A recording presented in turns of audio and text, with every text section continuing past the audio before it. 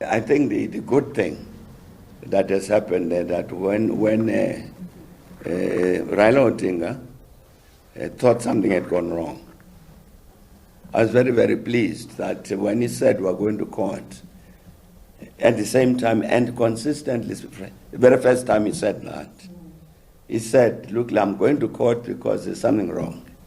But please, let's all be peaceful. No violence, no nothing like that. We'll resolve the matter in this way. And he's consistently repeated that statement.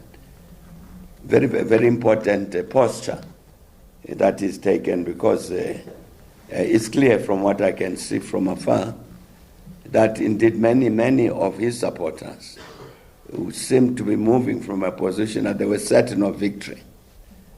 And when the Electoral and the Boundaries Commission said, no, William Ruto has won, you could have had a response which was violent and destructive. But I'm saying the intervention of Raila Odinga to say don't go that route, I think was very, very important. And indeed, I think that's one of the things that's marked the Kenyan elections is one. They're very peaceful. All of the leaders, William Ruto, Uhuru Kenyatta, Raila, and so on, all of them have communicated the same message. And I'm very, very glad the population has responded like that, peacefully. So I'm hoping that even when whatever the courts decide, the population will respond in a similar manner, accept whatever the courts say, again peacefully, because in the end, part of what William Ruto, for instance, has said, which was very important in my view, was that these particular elections in Kenya, a lot of what informed the elections, the electorate, was no longer tribal ethnic divisions.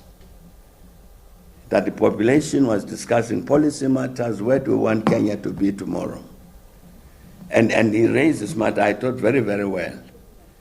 That fortunately, as Kenyans were beginning to move from these ethnic-based, tribal-based divisions in the country, so that we as Kenyans, we become Kenyans, now we're discussing common challenges. So I think we need to sustain that. And this peace question is important in that regard.